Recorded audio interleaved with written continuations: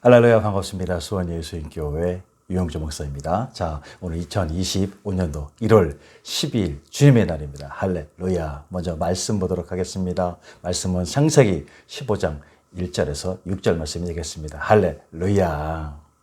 이후에 여호와의 말씀이 환상 중에 아브라함에게 임하여 이르시되 아브라함아 두려워하지 말라. 나는 내 방패요 너의 지극히 큰 상급이니라. 아브라함이 이르되 주 여호와여 무엇을 내게 주시려 하나이까? 나는 자식이 없사오니 나의 상속자는 이 다메섹 사람 엘리에셀이니이다. 아브라함이 또 이르되 주께서 내게 씨를 주지 아니하셨으니 내 집에서 길린 자가 내 상속자가 될 것이니이다. 여호와의 말씀이 그에게 임하여 이르시되 그 사람이 내 상속자가 아니라 내 몸에서 날짜가 내 상속자가 되리라 하시고 그를 이끌고 밖으로 나아가 이르시되 하늘을 우러러 무뼈를 셀 수 있나 보라. 또 그에게 이르시되 내 자손이 이와 같으리라. 아브라함이 여호와를 믿으니 여호와께서 이를 그의 의로 여기시고 할렐루야 아멘이십니까? 자, 오늘 2025년도 1월 12일 주님의 날에는 오늘 본문 창세기 15장 1절에서 6절 말씀과 또 창세기 12장과 13장의 내용을 더해서 삶의 목적을 바라보자 라는 제목으로 주님 말씀 듣도록 하겠습니다. 할렐루야. 자, 여러분은 인생의 목적을 어디에 두고 계십니까? 그리고 그 목적을 어떻게 이루어 가고 계십니까? 진정 이 새해 우리 각자는 하나 이상의 목표를 세워서 나아가기를 바라고 있을 겁니다. 건강이나 경제적인 면 그리고 개인적으로 이루고자 하는 것들을 향해서 말입니다. 이러한 모든 것은 각자 인생의 큰 목적을 위해서 가는 길 가운데 이루고 싶은 것이나 이루어야 한다고 생각하는 것에 관한 믿음이 그 바탕이 될 것입니다. 그렇다면 한번 생각해 봅니다. 과연 우리 삶의 목표가 또 우리 인생의 목적이 인간이 살아가는 데 있어서 필요한 물질과 세상 것들만이 되어야 하는 것입니까? 진정 구원받은 우리 그리스도인들이라면 그 삶의 목적을 진정으로 어디에 두어야 하는 것입니까? 진정 우리 특별히 예수님의 십자가 피로 구원받은 그리스도인들이 건강이나 물질 그리고 개인적으로 바람만을 이루고자 하는 것들이 우리의 삶의 목표 그리고 우리 인생의 목적이 되어야 한다면 이는 진실로 구원받은 자로서 진정으로 소망이 되는 것입니까? 라는 의문을 가지게 됩니다. 진정 우리 구원받은 그리스도인들은 각자에게 사명이 다 있습니다. 그것은 먼저는 사랑이신 하나님의 자녀된 자로서 이 땅의 삶의 시간 가운데 진정으로 하나님의 사랑을 나타내야 합니다. 그것은 예수님을 진실로 믿고 예수님께서 하셨던 이 땅의 영혼들의 필요를 위한 십자가의 피의 사역인 것입니다. 그것은 무엇보다 가장 중요한 것은 어찌하든 이 땅의 마지막 한 영혼들에게까지 예수님을 전하고 알리는 영혼 구원의 생명을 살리는 십자가 피의 사역이 되어야 하는 것입니다. 그러므로 예수 십자가 보혈의 죄 씻음 받고 구원받은 우리들은 이 땅에 가는 다른 영혼들의 그 구원을 위해서 쓰임받는 도구로서의 인생, 그것이 바로 우리 그리스도인들의 삶의 사명이 되어야 하는 것입니다. 진정 이를 위한 우리 인생의 삶은 성령님의 인도하신 가운데 성경의 말씀으로 충만하고 영혼들을 위한 생명을 살리는 일에 집중하면서 진실로 하나님의 음성을 들음으로 하나님의 뜻을 깨닫는데 진정으로 구별된 시간이 있어야 할 것입니다. 그리할 때 진실로 영원함의 시각을 잡게 되고 성장시켜서 진정으로 주님 품 안에서의 진리의 인생, 그러한 십자가 실천의 삶의 목적을 향해서 나갈 줄로 믿습니다. 아멘이십니까? 자, 오늘 우리 하나님께서는 우리 그리스도인들 각자 모두에게 소명 곧 인생의 목적을 주시며 그 목적을 이루어 가기 위해서 우리 삶의 모든 경험들을 비롯한 인생이라는 시간의 흐름의 크고 작은 사건들을 통해서 역사하신다는 것을 알아야 할 것입니다. 그리고 우리 하나님께서는 우리 앞에 직면한 모든 문제들 대해서 세밀하게 관심을 가지고 계시다는 사실을 우리는 진정으로 알아야 할 것입니다. 할렐루야. 자, 먼저 우리 창세기 12장을 한번 보겠습니다. 자, 12장, 창세기 12장입니다. 여호와께서 아브라함에게 이르시되 너는 너의 고향과 친척과 아버지의 집을 떠나 내가 내게 보여줄 땅으로 가라. 내가 너로 큰 민족을 이루고 내게 복을 주어 내 이름을 창대하게 하게 하리니 너는 복이 될지라. 너를 축복하는 자에게는 내가 복을 내리고 너를 저주하는 자에게는 내가 저주하리니 땅의 모든 족속이 너로 말미암아 복을 얻을 것이라 하신지라. 이에 아브라함이 여호와의 말씀을 따라갔고 또 그와 함께 갔으며 아브라함이 하란을 떠날 때에 75세였더라. 아브라함이 그의 아내 사레와 조카 롯과 하란으로서 모든 소유와 얻은 사람들을 이끌고 가나안 땅으로 가려고 떠나서 마침내 가나안 땅에 들어갔더라. 아브라함이 그 땅을 지나 세금 땅 모래 상수리 나무에 이르니 그때에 가나안 사람이 그 땅에 거주하였더라. 여호와께서 아브라함에게 나타나 이르시되 내가 이 땅을 내 자손에게 주리라 하신지라. 자기에게 나타나신 여호와께 그가 그곳에서 제단을 쌓고 거기서 베델 동쪽 산으로 옮겨 장막을 치니 서쪽은 베델이요 동쪽은 아이라. 그가 그곳에서 여호와께 제단을 쌓고 여호와 이름을 부르더니 점점 남방으로 옮겨갔더라. 그 땅에 기근이 들었으므로 아브라함이 애굽에 거류하려고 그리로 내려갔으니 이는 그 땅의 기근이 심하였음이라. 그가 애굽에 가까이 이르렀을 때 그의 아내 사레에게 말하되 내가 알기에 그대는 아리따운 여인이라. 애굽 사람이 그대를 볼 때에 이르기를 이는 그의 아내라 하여 나를 죽이고 그대는 살리리니 원하건대 그대는 나의 누이라 하라. 그러면 내가 그대로 말미암아 안전하고 내 목숨이 그대로 말미암아 보존 되리라 하니라. 아브라함이 애굽에 이르렀을 때에 애굽 사람들이 그 여인이 심히 아리따움을 보았고 바로의 고관들도 그를 보고 바로 앞에서 칭찬함으로 그 여인을 바로의 공으로 이끌어 들인지라. 이에 바로가 그로 말미암아 아브라함의 후대함으로 아브라함의 양과 소와 노비가 암수 나귀와 낙타를 얻었더라. 여기서 아브라함의 아내 사레이로 바로와 그 집에 큰 재앙을 내리신지라. 바로가 아브라함을 불러서 이르시되 내가 어찌하여 나에게 이렇게 행하였느냐. 내가 어찌하여 그를 내 아내라고 내게 말하지 아니하였느냐. 내가 어찌 그를 누이라 하여 내가 그를 데려다가 아내로 삼게 하였느냐. 내 아내가 여기 있으니 이제 데려가라 하고 바로가 사람들에게 그의 이를 명하매 그들이 그와 함께 그의 아내와 그의 모든 소유를 보냈더라. 할렐루야. 아멘이십니까? 자, 여기 창세기 12장을 보면은 하나님의 음성을 들은 아브라함의 순종을 보게 됩니다. 먼저 보니까 만약에 나 자신이 이 당시에 아브라함이라고 한다면 자신의 모든 것을 남겨두고 떠날 수가 있는 것입니까? 우리는 보통 익숙한 그 모든 환경을 떠나서 다른 곳으로 옮기는 것에 내심으로 두려워하기 마련입니다.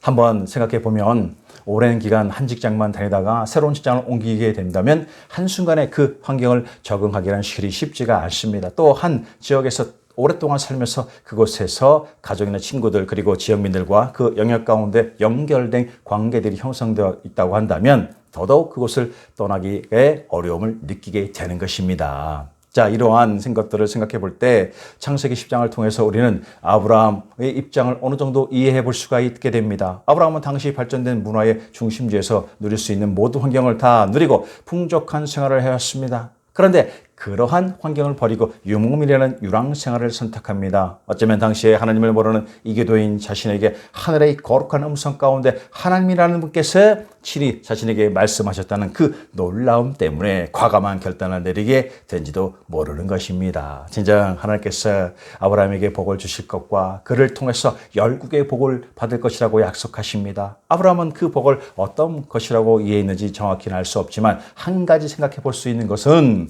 아브라함 자신이 누린 발전된 지역의 환경을 넘어서는 영적인 복, 곧 하나님의 명령 아래 있는 이 세상을 초월하는 진정 하나님의 뜻을 알게 되는 그러한 깨달음의 복을 알게 되었을 것이다 라는 것입니다. 이는 무엇보다도 아브라함의 순종으로 그의 생각과 각오 그리고 기대를 짐작해 볼 수가 있게 되는 것입니다. 그러므로 오늘 여기 창세기 12장을 보면은 하나님의 음성을 들은 아브라함의 순종에서 알게 되는 것처럼 진정 하나님의 깊은 뜻과 계획을 볼 수가 있다면 우리는 이 세상의 그 무엇에 관해서도 이 땅의 시간의 미련과 욕심을 더 이상 생각하지 않게 되는 것입니다. 할렐루야. 하나님께서 창세기 12장 또 1절 3절에 아브라함에게 놀라운 약속을 하십니다. 여호와께서 아브라함에게 이르시되 너는 너의 고향과 친척과 아버지 집을 떠나 내가 내게 보여줄 땅으로 가라. 내가 너로 큰 민족을 이루고 너에게 복을 주어 내 이름을 창대하게 하리니 너는 복이 될지라. 너를 축복하는 자에게는 내가 복을 내리고 너를 저주하는 자에게는 내가 저주하리니 땅의 모든 족속이 너로 말미암아 복을 얻을 것이라 하신지라. 이렇게 말씀하고 있습니다. 자, 진정 아브라함의 입장에서 그가 하나님께 순종할 때 그의 환경에 어떤 변화가 일어나는 것입니까? 먼저는 아브라함 주변의 모든 이들은 결코 이해할 수 없고 이상한 행동을 한다고 말할지도 모르는 것입니다. 그렇다면 이러한 아브라함 자신에게는 어떤 변화가 있었겠습니까? 이는 진정으로 세상이 무시하고 손가락질할 때 하나님께 순종하는 것, 진실로 믿음이 충만해져서 이 혼란의 때에 더욱더 하나님을 신뢰하게 되고 순종의 확신을 가지게 된다는 것입니다. 진정으로 하나님이 우리 자신을 위해서 특별한 계획과 목적을 가지고 계시는 것을 우리가 알고 있다면 우리 자신의 인생의 삶은 안목과 정욕을 뿌리치고 진정으로 하나님의 뜻과 인도하심에 따라가는 데 있어서 결코 주저함이 없게 되는 것입니다. 할렐루야. 자, 여기서 잠시 보면 창세기 12장 10절 13절에 아브라함의 그 실수가 나오게 됩니다. 자, 10절에 보니까 그 땅의 기근이 들었으므로 아브라함이 애굽에 거류하려고 그리로 내려갔으니 이는 그 땅의 기근이 심하였습니다. 그가 애굽에 가까이 이르렀을 때 그의 아내 사라에게 말하되 내가 알기에 그대는 아리따운 여인이라 애굽 사람이 그대를 볼 때 이르기를 이는 그의 아내라 하여 나는 죽이고 그대는 살리리니 원하건대 그대는 나의 누이라 하라. 그러면 내가 그대로 말미암아 안전하고 내 목숨이 그대로 말미암아 보존되리라 하니라. 이렇게 말하고 있습니다. 자, 어떤 사람들은 이 말씀을 보고 아브라함이 이렇게 한 것을 잘못이 없다고 말할지도 모릅니다.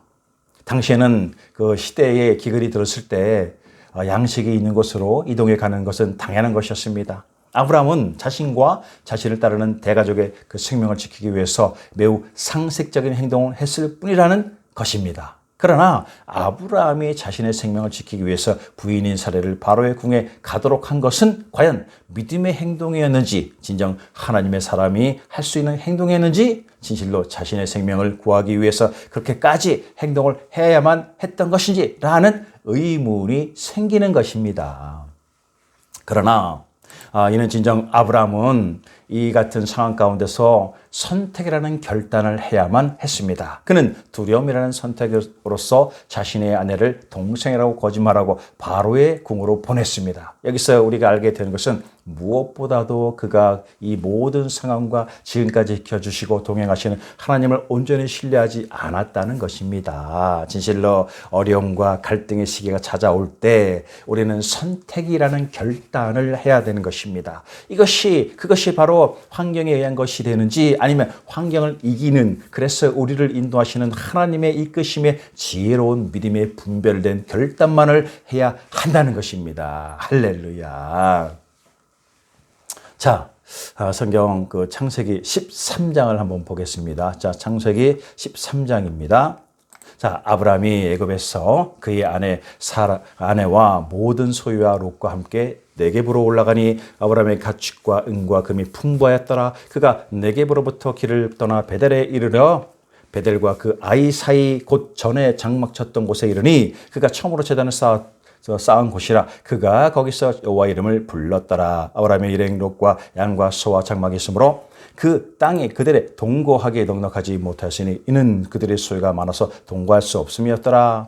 그러므로 아브라함의 가축과 목자와 롯의 가축과 목자가 서로 다투고 또 가나안 사람과 브리스 사람도 그 땅에 거주하였지니라. 아브라함이 롯에게 이르되 우리는 한 친족이라. 나나 너나 내 목자나 네 목자나 서로 다투지 하지 말자. 내 앞에 온 땅이 있지 아니하냐. 나를 떠나가라. 내가 좌하면 나는 우하고 내가 우하면 나는 좌하리라. 이에 롯이 눈을 들어 요단 지역을 바라본즉 소알까지 온 땅에 물이 넉넉하니 여호와께서 소돔과 고모라를 멸하시기 전이었으므로 여호와의 동산 같고 애굽 땅과 같았더라. 그러므로 롯이 요단 온 지역을 택하고 동으로 옮기니 그들이 서로 떠난지라. 아브라함은 가나안 땅에 거주하였고 롯은 그 지역의 도시에서 머물었으며 그 장막을 옮겨 소돔까지 이르렀더니 소돔 사람은 여호와 앞에 악하여 큰 죄인이었더라. 롯이 아브라함을 떠난 후에 여호와께서 아브라함에게 이르시되 너는 눈을 들어 너 있는 곳에서 북쪽과 남쪽 그리고 동쪽과 서쪽을 바라보라. 보이는 땅을 내가 내게 네 자손에게 주리니 영원히 이르리라. 내가 네 자손에게 땅의 티끌같이 하리니 사람이 땅의 티끌을 능히 셀 수 있을진데 네 자손은 세리라. 너는 일어나 그 땅을 종과 행으로 두루 다녀 보라. 내가 그것을 내게 주리라. 이 아브라함이 장막을 옮겨 헤브론에 있는 아므리 상수리 숲풀에 이르러 거주하여 거기서 여호와를 위하여 제단을 쌓았더라. 할렐루야. 자, 여기 창세기 13장을 보면은 먼저 아브라함의 목자와 롯의 목자가 싸울 때 아브라함이 포기한 권리가 있습니다. 자, 12절 보니까 아브라함은 가나안 땅에 거주하였고 롯은 그 지역의 도시에서 머무르며 그 장막을 옮겨 소돔까지 이르렀더라. 자, 진정 유목민은 성읍이 아닌 벌판에서 살아갑니다. 진실로 아브라함은 족장으로서 우선적인 토지 그 소유권을 가졌을 것입니다. 그러나 그는 눈에 보이는 풍요와 번성이 아니라 당장에는 손해보는 것 같아 보였지만 벌판의 유목민들에게 자신을 낮추고 또 연장자로서의 우선 선택 권리마저도 롯에게 양보를 하였습니다. 자, 그렇다면 아브라함이 그러한 배려 있는 행동을 할 수 있었던 이유는 무엇인 것입니까? 진정 하나님이 주신 비전과 지금까지 인도하시며 깨닫게 하신 확신 가운데 앞으로도 그러하실 하나님을 신뢰했기 때문에 가능한 결단인 것입니다. 진실로 그는 하나님을 더 깊이 신뢰하는 것을 깨달아 가는 여정이었던 것입니다. 세상의 인간적인 눈으로 본다면 하나님의 약속을 온전히 신뢰할 수 없을 것만 같아 보이지만 진정으로 아브라함은 그 환경의 문제를 하나님께 완전히 맡기는 신실한 믿음을 가지게 된 것임을 알게 하는 것입니다. 할렐루야. 자, 창세기 13장 14절 17절에 보니까 하나님이 그 시기에 특별한 약속과 함께 아브라함에게 나타나신 이유가 있습니다. 자, 14절 보니까 롯이 아브라함을 떠난 후에 여호와께서 아브라함에게 이르시되 너는 눈을 들어 너 있는 곳에서 북쪽과 그 남쪽 그리고 동쪽과 서쪽을 바라보라. 보이는 땅을 내가 너와 네 자손에게 주리니 영원히 이르리라. 내가 네 자손에게 땅의 티끌같이 하리니 사람이 땅의 티끌을 능히 셀 수 있을진데 네 자손도 세리라. 너는 일어나 그 땅을 종과 횡으로 두루 다녀보라. 내가 그것을 내게 주리라. 자, 이렇게 말하고 있습니다. 자, 진정 아브라함은 안목과 정욕이 아니라 하나님을 신뢰하고 겸손함으로써 이게 하나님께서는 아브라함에게 주시고자 하는 또 다른 계획을 갖고 계신 것입니다. 그것은 보이는 땅을 아브라함의 자손에게 주시는 것과 그리고 아브라함의 자손이 땅의 티끌같이 많게 하시는 것입니다. 진정 지금으로서는 실감하기 어려운 것 같은 일을 하나님께서는 이루시겠다는 약속인 것입니다. 진실로 놀랍고 이해할 수 없는 상황이지만 우리의 창조주 하나님의 말씀인 것을 아브라함은 진정 알게 된 것입니다. 할렐루야.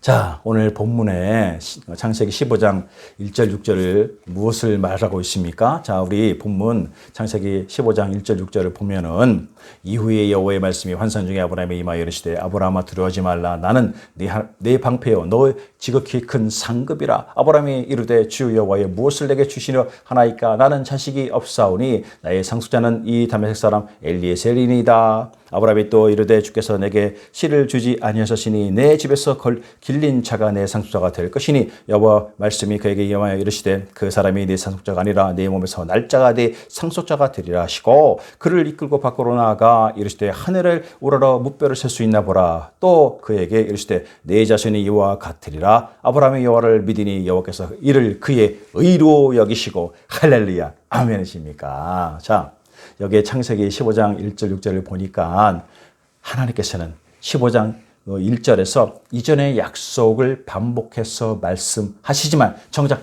아브라함에게 가장 중요했을 내용은 언급하지 않습니다. 그러면 아브라함에게 가장 중요하게 생각했던 것은 무엇인 것입니까? 자, 2절과 3절에 말씀하고 있습니다. 아브라함이 이르되 주 여호와여 무엇을 내게 주시려 하나이까. 나는 자식이 없사오니 나의 상속자는 이 다메섹 사람 엘리에셀이니이다. 아브라함이 또 이르시되 주께서 내게 씨를 주지 아니하셨으니 내 집에서 길린 자가 내 상속자가 될 것이니이다. 이렇게 말하고 있습니다. 그러자 4절 5절에 하나님께서 말씀하고 있습니다. 여호와의 말씀이 그에게 임하여 이르시되 그 사람이 내 상속자가 아니라 네 몸에서 날 자가 네 상속자가 되리라 하시고 그를 이끌고 밖으로 나아가 이르시되 하늘을 우러러 무뼈를 셀 수 있나 보라. 또 그에게 이르시되 네 자손이 이와 같으리라 라고 말씀하고 있는 것입니다. 자, 진정으로 하나님께서는 놀라운 계획과 섭리가 있으십니다. 할렐루야. 진실로 아브라함의 당장의 문제들은 하나님이 보시기에는 문제가 아니라 잠깐 겪는,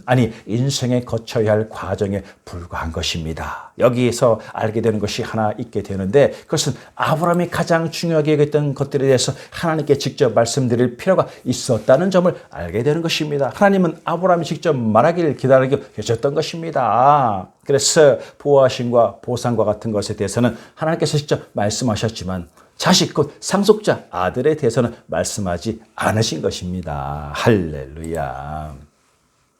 진정 하나님께서는 아브라함에게 주신 그 약속 가운데 아브라함의 마음의 소원도 더하여 응답시켜 주십니다. 자, 4절 5절 다시 보면은 여호와의 말씀이 그에게 임하시기를 그 사람이 네 상속자가 아니라 네 몸에서 날 자가 네 상속자가 되리라 하시고 그를 이끌고 밖으로 나아가 이르시되 하늘을 우러러 무뼈를 셀 수 있나 보라.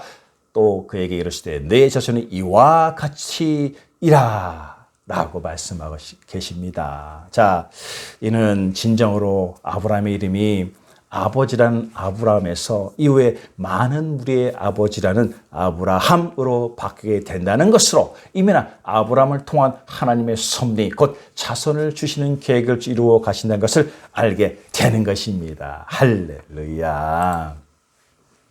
자, 그렇다면 우리를 향한 하나님의 섭리는 무엇인 것입니까? 자, 오늘 아브라함은 하나님의 약속의 성취를 보기까지 아주 오랜 기간 동안 기다렸습니다. 그러나 기다리는 가운데 아브라함은 부인인 사라의 여종 아가를 첩으로 맞아서 아들 이스마엘을 낳습니다. 이것은 하나님의 뜻 가운데 있는 계획이 아닌 것입니다. 하나님의 뜻은 본 부인인 사라를 통해서만 후손을 주시는 것이었습니다. 진정 하나님의 섭리는 놀랍기만 합니다. 나이 들어 자식을 얻지 못할 것만 같은 사라였지만 그녀를 통해서 하나님의 계획은 이루어집니다. 진정 아들 이삭을 주신 것입니다. 할렐루야. 자, 그러면 지금 우리는 어떻습니까? 자, 우리 각자를 향한 하나님의 계획하심이 다 있는 줄로 믿습니다. 우리는 죄 가운데 죽을 수밖에 없는 존재였지만 하나님께서 당신의 독생자 예수 그리스도를 이 세상 우리 가운데 보내주셔서 십자가 피의 보혈로 죄 씻음 받고 구원을 받을 수 있게 되었습니다. 진정한 구원의 은혜를 입은 우리는 받은 하늘의 은혜를 이 땅의 다른 이들과 나누고 함께해야 하는 것입니다. 이는 진실로 우리를 향한 하나님의 뜻이며 하나님께서 기뻐하시는 거룩하고 존귀한 일이 되는 것입니다. 할렐루야. 자, 누가복음 24장 46절 48절을 말씀하고 있습니다. 또 이르시되 이같이 그리스도 고난을 받고 제3일에 죽은 자 가운데서 살아날 것과 또 그의 이름으로 죄사함을 받게 하는 회개가 예루살렘에서 시작하여 모든 족속에 전파될 것이 기록되었으니 너희는 이 모든 일의 증인이라. 할렐루야. 그러므로 우리 각자 인생의 목적은 진실로 예수님의 말씀하신 그 사명을 당하는 증인된 이 땅의 삶이 되는 것입니다. 할렐루야. 자, 오늘 창세기 15장 4절 5절은 하나님의 아들과 수많은 자손을 주겠다고 약속하실 때 아브라함이 여호와를 믿으니 여호와께서 이를 그의 의로 여기셨다고 말씀하고 계십니다. 아브라함은 하나님께서 말씀하신 대로 이루어 주셨다고 약속하실 때 그 약속을 믿었습니다. 지금 저와 여러분 어떤 꿈과 소망을 가지고 계십니까? 우리는 우리 자신의 꿈과 소망을 하나님 앞에 가지고 나가서 우리 자신을 향한 하나님의 뜻과 계획하신 목적을 깨달을 수 있어야 하는 것입니다. 할렐루야. 자, 성경 고린도전서 2장 9절을 말씀하고 있습니다. 하나님의 자기를 사랑하는 자들에게 위하여 예비하신 모든 것은 눈으로 보지 못하고 귀로 듣지 못하고 사람의 마음으로도 생각하지 못하게 하였다라고 말씀하십니다. 무슨 말씀이신 것입니까? 아무도 보거나 듣거나 생각조차 못할 것을 하나님은 자기를 사랑하는 사람들을 위해서 준비해 두셨다라는 것입니다. 아멘이십니까? 그러므로 우리는 언제나 항상 우리 주님 예수님이 다시 오실 그때까지 하나님만을 신뢰하고 그 인도하심에 철저히 순종하는 확실한 준비자로서의 시간을 살아가야 하는 것입니다. 할렐루야. 진정 그리할 때 이 새해 우리 각자에게 주신 인생의 목적과 목표를 온전히 세워나갈 수가 있는 것입니다. 이는 이 땅에서 건강이나 물질 그리고 소망하는 것들을 넘어서는 진정한 목적을 향해서 가는 것입니다. 할렐루야, 아멘이십니까? 자, 이 시작되는 한 주 진정 창조주 하나님의 뜻을 알고 진정 주님만을 따라가는 우리 모두가 되시기를 예수님의 이름으로 축원합니다. 할렐루야, 아멘이십니까?